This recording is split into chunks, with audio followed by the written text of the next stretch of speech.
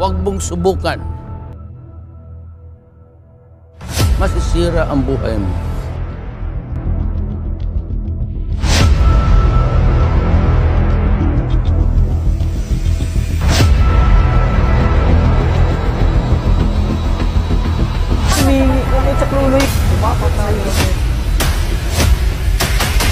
Pag ginawa mo yun, hindi lang naman yung sarili mo sinasaktan.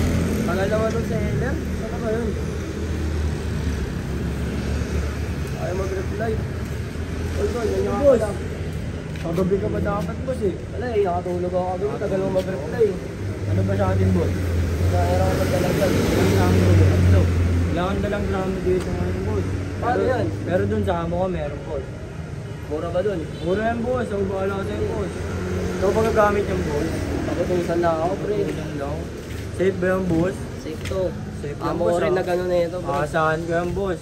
Safe na safe rin namin to eh. Safe na safe ka rin sa amin, boss. Ako bahala sa'yo, boss. Walang, boss. Safe yan, boss, ha? Walang sabit yan, boss, ha? Walang sabit to, boss. So, sabi natin na mo, boss. Sob! Walang sob. Sob! Ito dapat yung bibili ka gabi, Sob. Pasok kayo, tol. Walang. Pasok ka, tol. Safe ako dito. Safe yung, Sob. Taga saan ba yan, tol? Taga dyan lang. Kagabi pa dapat yan. Diyan lang sa kanto. Nasaan mo ba na siya nakilala? Dito lang sa kanto. Bigla. At kagabi pa ako kasi, di kasi nag-re-reply itong bata mo. Wala, lobat eh. Lobat, busy. Wala, pagkano natin? Pagkano ba yun? 3 gramo daw, boss. Sige. Kunin ko lang. Safe yan, boss, ha? Sabit yan. Tol, 3 gramo. Dito ba? Orders to the police and the military was very clear. Go out, hunt for them, make them surrender so that we would know their connections and we can gather more evidence. But if they present a violent resistance, thereby placing your life in danger, putang ina, patayin mo kaysa mamatay kayo. Bakit pakukulungin kung sabihin ko, papatayin kita if you destroy my country? That is a legitimate statement of a president. I will kill you if you destroy the youth of my land.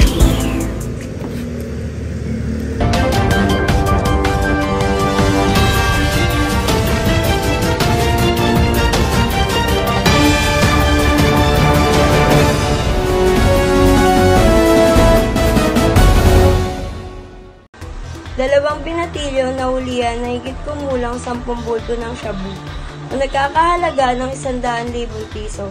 Hindi na nagawa pang umarap sa kamera ang nahuli.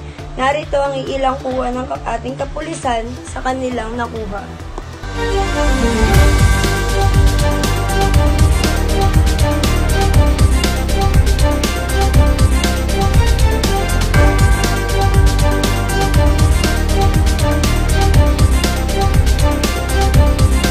Narito naman ang isa sinanlaban at nagtangkang tumakas.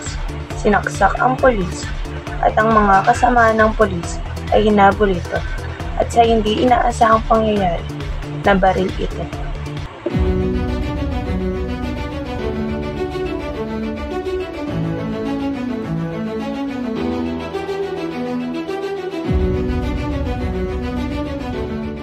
Ito ang panayam ng pulis na involved na si Chief Cruz.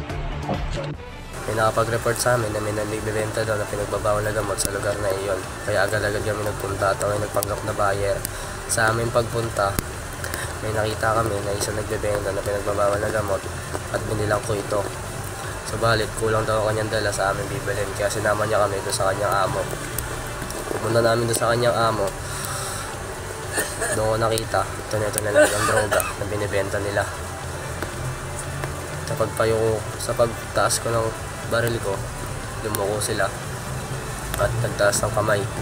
Natapa ko, pinasasan ko yung drug lord. Then yung isa, papusasan ko na. Nagpumiglas ito, tinulak ako at tumakbo. Hinarangan siya ng aking kasama, subalit nasaksak niya ito. At sa pagtakbo niya, pagdating namin sa labas, muko siya na baril. Ito naman ang aking interview sa kapatid ng namatay na drug dealer. Alam mo ba na gumagamit ng pinagbabawal ng gamot ang kuya mo? Hindi ko po alam na doon siya kumukuha ng pinaka-aral niya sa akin. Hindi ko talaga ako ginagawa niya yung pansin. Yun lamang po para sa araw na ito. Maraming salamat.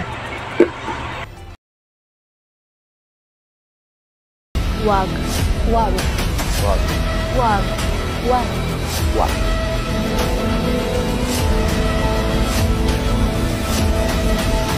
Iwasan mo ang droga, huwag mong subukan.